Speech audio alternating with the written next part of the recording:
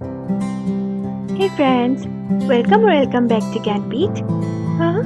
Don't forget, everyone is genius. So আমি পঢ়ি আছিলোঁ ভাৰতৰ স্বাধীনতা আন্দোলন আৰু অসমৰ জাতীয় জাগৰণ চেপ্টাৰটি আৰু আজি আমাৰ টপিক হৈছে যে অসমীয়া ভাষা উন্নতি সাধিনী সভা অভা উষা সভা। ওকে, চ' ফাৰ্ষ্টতে আমি এই টপিকটো পঢ়াৰ আগতে ইয়াতে কিছুমান সৰু সৰু আৰু চাব টপিকছ আছে সেইখিনি কৰি ল'ম। যেনেকৈ আমাৰ অসমত এনেকৈ যে বিভিন্ন ভাষা ভিত্তিকে হওক বা সাহিত্য ভিত্তিকে হওক সংগঠনসমূহ গঢ়ি উঠিছিল, তাৰ মূলতে কোন আছিল বা কলিকতাত যোৱা ছাত্ৰসকলে কেনেকৈ কি গঢ়ি তুলিছিল, কি সংগঠন, সেইবিলাকৰ বিষয়ে কিছু চমুটোকা পাম। অ'কে, চ' ফাৰ্ষ্ট তোমালোকৰ পইণ্টটো হৈছে যে আমাৰ ইংৰাজসকলে অসমত কি কৰিছিলে, পশ্চিমীয়া শিক্ষা বা পাশ্চাত্য শিক্ষাৰ বিস্তাৰ কৰিছিল, মানে ইংৰাজী শিক্ষাৰ বিস্তাৰ কৰিছিলে।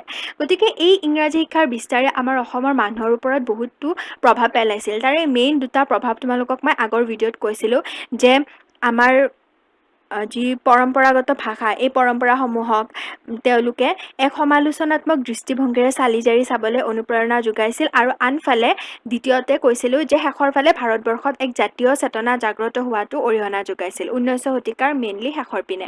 গতিকে ঊনবিংশ শতিকা বা 19 শতিকাৰ মাজ ভাগত অসমত এক মধ্যবিত্ত শিক্ষিত শ্ৰেণীৰ জন্ম দিছিলে এই পশ্চিমীয়া শিক্ষাৰ বিস্তাৰে। মানে এই ইংৰাজী শিক্ষাত যিবিলাক ইণ্টাৰেষ্টেড হয়, যিবিলাক মানুহ ইণ্টাৰেষ্টেড হয়, সেইলোক আছিল মেইনলি মধ্যবিত্ত শ্ৰেণীৰ।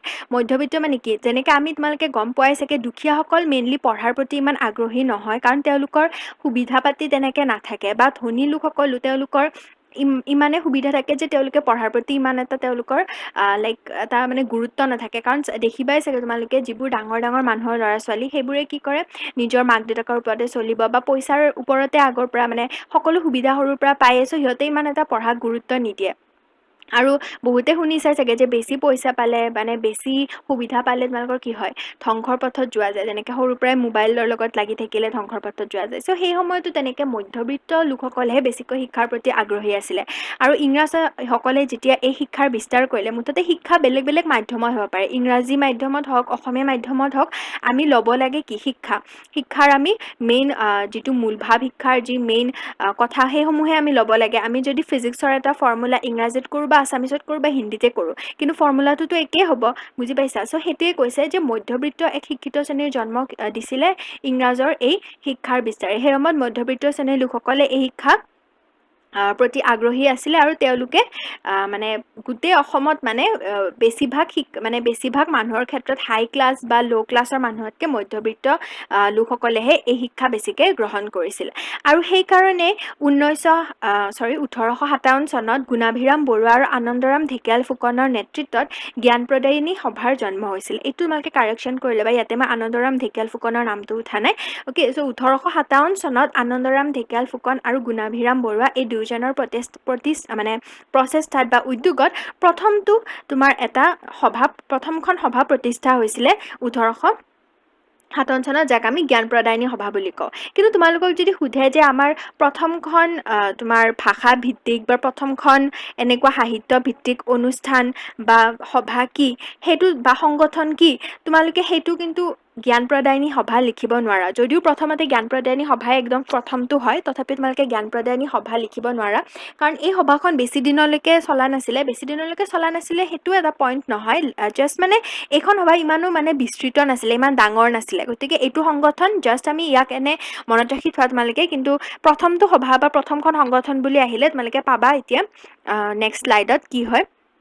অ'কে, চ' এইখিনি তোমালোকৰ গুণাভিৰাম বৰুৱা আৰু আনন্দৰাম ঢেকিয়াল ফুকনৰ এই সংগঠনটোৰ কথা। এইবাৰ আহিল যে আনন্দৰাম ঢেকিয়াল ফুকন, তেওঁক তোমালোকে সকলোৱে জানাই, তেওঁ সাহিত্য চৰ্চা কৰিছিল আৰু অসমীয়া ভাষাৰ উন্নতিৰ বাবে বহুতো চেষ্টা কৰিছিল। আৰু যেতিয়া 1837 চনৰ পৰা অসমত বাংলা ভাষাৰ প্ৰচলন কৰিছিলে ইংৰাজসকলে, তেতিয়া তেওঁ বহুত অহোপুৰুষাৰ্থ চেষ্টা কৰিছিল। অকল তেওঁ বুলিয়ে নহয়, সেই সময়ৰ অসমীয়া সকলো সাহিত্যিকে, ভাষাপ্ৰেমিক লোকসকলে সকলোৱে এইটোৱে চেষ্টা কৰিছিল যে অসমত যাতে বাংলা ভাষাৰ প্ৰচলন নহয়, অসমত যাতে সকলোৱে অসমীয়া মাধ্যমতে যাতে পঢ়িব পাৰে। আৰু তাৰ যেতিয়া মানে ইংৰাজসকলে আমাৰ অসমৰ বিদ্যালয়, তাৰপিছত কাছাৰী মানে কোৰ্টৰ কথা কৈছে, বা কাৰ্যালয়সমূহ, বিভিন্ন অফিচসমূহত মানে গোটেই মাধ্যমটো বাংলা কৰি দিছিলে, তেতিয়া সকলোৱে এই ভাষাটোৰ নিজৰ অসমীয়া ভাষাটোৰ প্ৰতি তেওঁলোকে মানে এটা আন্দোলন গঢ়ি তুলিছিল, অসমীয়াৰ বিৰোধিতা কৰিছিল আৰু আন্দোলন আৰম্ভ কৰিছিল আৰু এই আন্দোলনে অসমত ভাষাভিত্তিক জাতীয় চেতনা গঢ়ি তুলিবলৈ সক্ষম হৈছিল। কাৰণ সকলোৱে নিজৰ ভাষাটোৰ প্ৰতি উঠি পৰি লাগিছিল। কাৰণ চাবা তোমালোকে ক্লাছ 11ত তোমালোকে এটা 11ত নহয় আই থিংক 12ত তোমালোকে 12ত এটা চেপ্টাৰ পাবা ইংলিছত হা। এইবাৰ তোমালোকে এতিয়াতো কেনেকৈ পাবা, এতিয়াতো 10হে আছে। চ' 2 বছৰ পাছত তোমালোকে নিজে নিজে যেতিয়া ইংৰাজীটো সকলোৰে কম্পালচাৰী হয় ন, চ' ইংৰাজীখন পঢ়িলে তোমালোকে এটা চেপ্টাৰ পাবা। তাত কি হয়, যেতিয়া এখন দেশে আন এখন দেশৰ ওপৰত শাসন কৰে, অকল টকা পইচাৰ ফালৰ পৰাই নহয়, তেওঁলোকে ভাষা বা শিক্ষাৰ ওপৰতো শাসন কৰি লয়। যেনেকৈ সেই সাধুকথাটোত তোমালোকে পাবা এখন দেশ ফ্ৰান্সৰ কথা পাবা তোমালোকে, এতিয়া মই নকওঁ বাৰু, বাট তাতে এইটো কথাই আছে যে যদি এখন দেশে আন এখন দেশক শাসন কৰে আৰু প্ৰত্যেকখন দেশৰ কাৰণে কি নিজৰ ভাষাটো আটাইতকৈ বেছি প্ৰেমী, আটাইতকৈ বেছি প্ৰিয়। কাৰণ নিজৰ ভাষাটো কি আমাৰ মাতৃভাষা। আমি যিয়ে আমাৰ অনুভৱ নহওক কিয়, যিয়ে এক্সপ্ৰেশ্যন নহওক কিয়, যদিও আমি ইংৰাজী ভাষা শিকিছোঁ, যদিও কিছুমানে ইংৰাজী ভাষা তোমালোকৰ কৈ ভাল পায়, তথাপিও আমি সদায় প্ৰকাশ কৰিবৰ কাৰণে আমাৰ আটাইতকৈ বেছি কমফৰ্টেবল ভাষাটো কি আমাৰ নিজৰ মাতৃভাষাটো। গতিকে যেতিয়া বেলেগ এখন দেশে আমাক শাসন কৰিব ধৰে, সিহঁতৰ ভাষাটোও সিহঁতে আমাৰ ওপৰত জাপিব চেষ্টা কৰিব, যেনেকৈ ইংৰাজসকলে কৰিছিলে। তেওঁলোকৰ ইংৰাজী ভাষাটো এতিয়া আমি যেনেকৈ সকলো আমাৰ আচলতে সৰুৰ পৰা কি হয়, আগতে আমাৰ অসমীয়া ভাষাটোৰ ওপৰত জোৰ দিছিলে, কিন্তু আজিকালি সকলোৱে ইংৰাজী ভাষাটোৰ ওপৰতেই জোৰ দিয়ে। কাৰণ সকলো হায়াৰ ষ্টেণ্ডাৰ্ড যিবোৰ ক্লাছেছ হয়, যিবোৰ বুকছ হয়, সেইবোৰ চব ইংৰাজীতে পায়, বা গুগলতো নেটতো আমি যিয়ে চাৰ্চ কৰোঁ আমি ইংৰাজীতে মেইন ভাষাটো কি ইংৰাজী। গতিকে সকলোৱে ইংৰাজীৰ ওপৰত জোৰ দিছে। আৰু ইংৰাজীটো কিয় আমাৰ অসমত বা আমাৰ ভাৰতত ইমান প্ৰচলন হৈ গ'ল, ইংৰাজসকল অহাৰ পৰা, কিন্তু আগলৈকেতো নাছিলে। গতিকে সেইটোৱে হৈছে কথা, যে আমাৰ মাতৃভাষাটোক বচাবৰ কাৰণে সেই সময়ত সকলোৱে উঠি পৰি লাগিছিল। যদিও এতিয়া আমি ইংৰাজী ভাষাটো কৰিছোঁ, আমি আদৰি লৈছোঁ, হ'লেও সেই সময়ত কিন্তু প্ৰথমে কোনেও আদৰি লোৱা নাছিলে। কাৰণ তেওঁলোকে আমাক শোষণ কৰিব চেষ্টা কৰিছিল আৰু ইংৰাজী ভাষাটো তেওঁলোকে আমাৰ ভালৰ কাৰণে তেওঁলোকে দিয়া নাছিলে। তেওঁলোকে এই কাৰণেই দিছিলে যাতে আমি ইংৰাজী ভাষাটো, কাৰণ চোৱা আমি সিহঁতক যদি আমি অসমীয়াটো শিকিব দিওঁ, সিহঁতে যেনেকৈ টান পাব, আমি এটা নিউ লেংগুৱেজ শিকিবলৈ আমি অবভিয়াছলি আমি টান পাম। গতিকে আমি যেতিয়া বস্তুটো শিকিবই লাগিব, লেংগুৱেজটোৱে যদি আমি শিকিব নোৱাৰোঁ, আমি যদি শিকিবলৈ ইমান টাইম লয়, তেতিয়াহ'লে আমি শিক্ষা কেনেকৈ আহৰণ কৰিম? আমাৰ শিক্ষাৰ মাধ্যমটো কি? ভাষা। গতিকে আমি যদি শিক্ষা আহৰণ কৰিব নোৱাৰোঁ, আমি অট'মেটিকেলি দুৰ্বল হৈ যাম। কাৰণ শিক্ষা আমাৰ কি? অস্ত্ৰ। গতিকে শিক্ষাৰ ক্ষেত্ৰৰ পৰা তেওঁলোকে আমাক দুৰ্বল কৰিব বিচাৰিছিল, যাতে সকলো আমাৰ অফিচ কাছাৰীয়ে হওক বা স্কুলতে হওক, যাতে তেওঁলোকে নিজৰ মানুহ লগাব পাৰে, যাতে অসমৰ মানুহসমূহ নিবনুৱা হৈ ৰয় আৰু অসমৰ মানুহসমূহ যাতে দুখীয়া হৈ ৰয়, তাৰ কাৰণে তেওঁলোকে এইবিলাক পদক্ষেপ, কিছু পদক্ষেপ তেওঁলোকে আগবঢ়াইছিলে। মানে তেওঁলোকে আৰু সেই আৰু কি বুলি কয়, চলনা কৰিছিলে। কিন্তু 1873 চনত পুনৰ অসমীয়া ভাষাৰ প্ৰচলন আৰম্ভ হৈছিলে। আৰু এই যে ভাষাভিত্তিক আন্দোলন, এই ভাষাভিত্তিক আন্দোলনে সকলোৰে মনত জাতীয় চেতনা গঢ়ি তুলিবলৈ সক্ষম হৈছিলে। চ' এইখিনিয়ে আছিলে আনন্দৰাম ঢেকিয়াল ফুকন আৰু গুণাভিৰাম বৰুৱাৰ তোমাৰ মেইন টপিকখিনি। এইবাৰ আমি আহোঁ ছেকেণ্ড টপিকটো, যিটো হৈছে কলিকতাৰ কথা।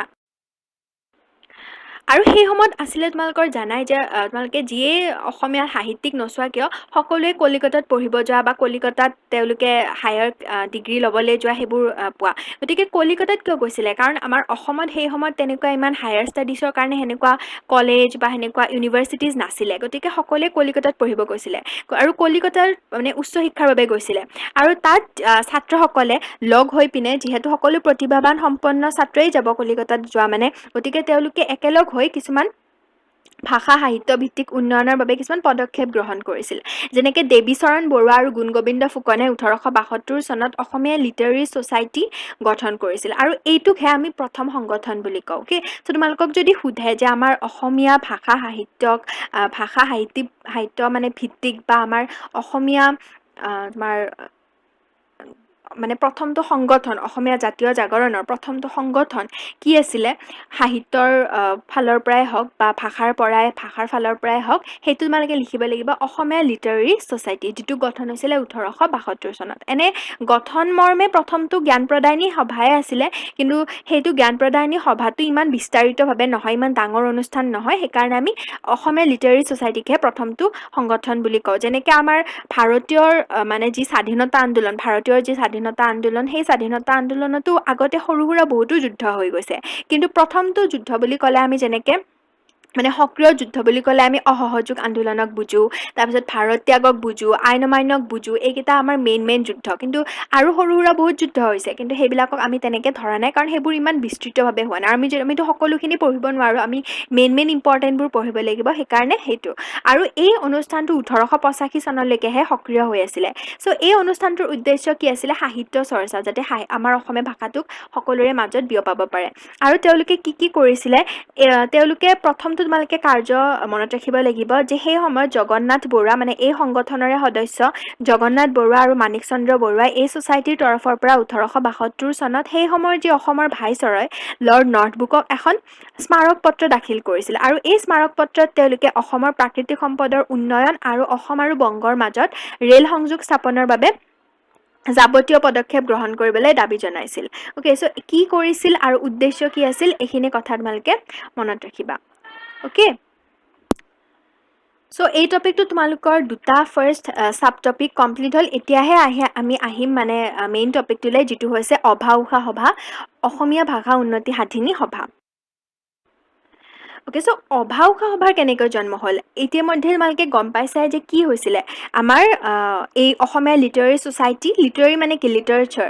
অ'কে, লিটাৰেচাৰ ৱৰ্ডটোৰ লগত জড়িত, মানে ভাষাভিত্তিক এই ছ'চাইটিটো গঠন হৈছিল। কিন্তু অসমীয়া ভাষা উন্নতি সাধিনী সভাৰ কি প্ৰয়োজন হ'ল? এতিয়া চোৱা, জাষ্ট তোমালোকক ক'লোঁ যে 1872 চনৰ পৰা 1885 চনলৈকেহে এই অসমীয়া লিটাৰেৰী ছ'চাইটি সক্ৰিয় হৈ আছিল, মানে এক্টিভ হৈ আছিল। 1885 চনত পৰা মানে কিবা কাৰণত, বিভিন্ন কাৰণত ইয়াক মানে সেইখিনি সময়লৈকে চলিব পাৰিছিল, পিছত আৰু চলিব পৰা নাছিল। কিন্তু পিছত কি হ'ল, লাহে লাহে অসমীয়াসকলে দেখিলে বা এনেকুৱা সাহিত্যিকসকলে কলিকতাত দেখিলে যে আমাৰ বাংলা ভাষাটোৰ ওপৰতহে বেছি গুৰুত্ব দিয়া হৈছে। বা কলিকতাত যিহেতু মেইনলি বঙালী লোকসকলে থাকে, তেওঁলোকৰ মেইনলি কলিকতা বুলি ক'লে তোমালোকে বঙালী লোকসকল বা মানে বেংগল যিহেতু, চ' দুৰ্গা পূজা হওক বা কেনেবা সিহঁতৰ মানে কালচাৰটো বুজা। কিন্তু হ'লেও কি হয়, আমাৰ সংবিধান স্বীকৃত ভাষাসমূহ প্ৰত্যেকটো জেগাতে থাকিবই লাগিব, সেইটো এটা অবভিয়াছ এটা কথা। যেনেকৈ আমাৰ নোটখনত 22টা ভাষা থাকে, তেনেকৈ আমাৰ বিভিন্ন ঠাইত, তোমাৰ এই ভাৰতৰ বিভিন্ন ঠাইত এই 22টা ভাষা থাকিবই লাগিব। অ'কে, চ' সেই সময়ত কি কৰিছিলে, কলিকতাত অসমীয়া ভাষাটোক বহুত কম গুৰুত্ব দিয়া হৈছিল, বা অসমীয়া ভাষাটোৰ ওপৰত মানে এটা আক্ৰমণৰ এটা মানে প্ৰৱণতা কৰি ৰখা হৈছিল। আৰু এইটো আহিছিলে ব্ৰিটিছসকলৰ পৰা।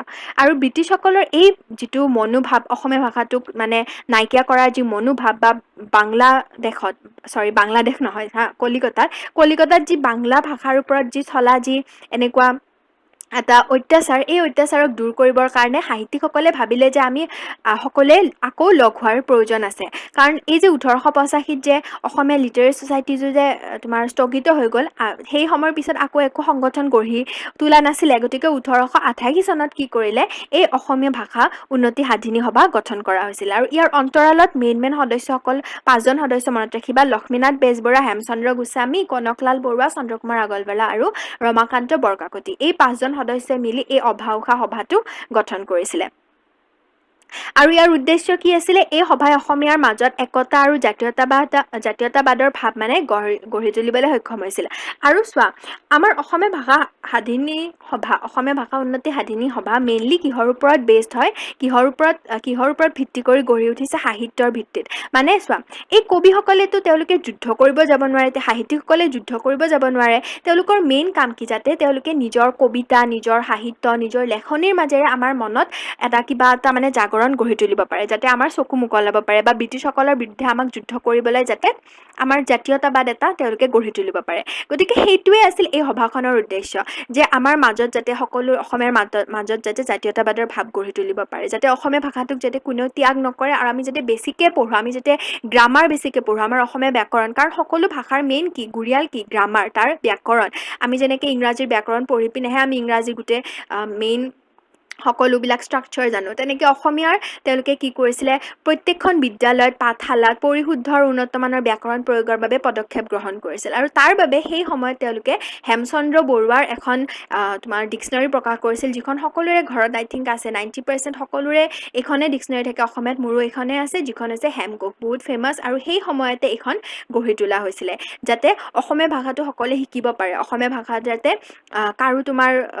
কাৰো পৰা যাতে পিছ পৰি নাথাকে। তেওঁলোকে ওকে আৰু কি কাম কৰিছিল তেওঁলোকে অকল সাহিত্য বুলি নহয় তেওঁলোকে বুৰঞ্জী সংস্কৃতি ভাষা বিভিন্ন ক্ষেত্ৰত তেওঁলোকে কাম কৰিছিল আৰু অসমৰ বিভিন্ন চুকত যোৰহাট নগাঁও শিৱসাগৰ প্ৰত্যেকতে তেওঁলোকে কিছুমান সভা পাতি কিছুমান এনেকুৱা অনুষ্ঠান পাতি তেওঁলোকে সকলোকে এটা মানে মটৰ দিবৰ কাৰণে এটা উদ্দেশ্য দিবৰ কাৰণে চেষ্টা কৰিছিল এটা লক্ষ্য দিবৰ কাৰণে চেষ্টা কৰিছিল আৰু তাৰ বাবে এই অভা উষা সভাই বিভিন্ন কামত এনেকে অগ্ৰণী ভূমিকা লৈছিলে ওকে সো বুজি পালা তোমালোকে এইখিনি কথা আৰু একদম লাষ্টত তোমালোকৰ এটা পইণ্ট আহিব যিটো আমি নেক্সট ভিডিঅ'ত কৰিম নেক্সট টপিকত কৰিম যিটো হৈছে জোনাকী যুগ সো জোনাকী যুগৰ সৃষ্টি কেনেকৈ হৈছিলে এই সভাই মানে অভা উষা সভাই এখন আলোচনী প্ৰকাশ কৰিছিল যিহেতু আলোচনী মানে কি ধৰা মাহেকীয়া হ'ব পাৰে সাপ্তাহিক হ'ব পাৰে জোনাকীখন এখন এনেকুৱা আলোচনী য'ত মানে সময়ে সময়ে কি কৰা হয় বিভিন্ন লেখকে বিভিন্ন সাহিত্যিকে কিছুমান এনেকুৱা তেওঁলোকৰ প্ৰবন্ধ হওক বা লেখনিসমূহ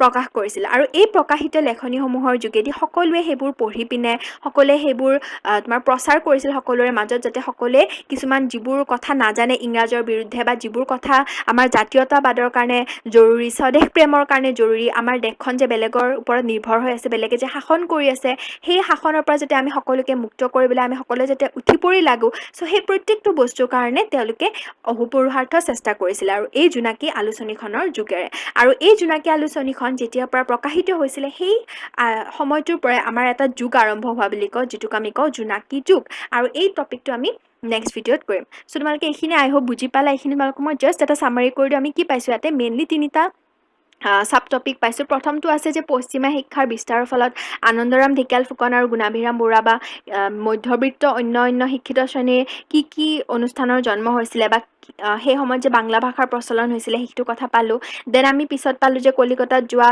ছাত্ৰসকলে কি অনুষ্ঠান গঢ়ি তুলিলে আৰু প্ৰথমটো অনুষ্ঠান কি হয় ভাষাভিত্তিক বা সাহিত্যভিত্তিক সেইটো পালোঁ আৰু একদম লাষ্টত আমি অভা উষা সভাৰ বিষয়ে পালোঁ okay so' stay tune stay healthy stay bye bye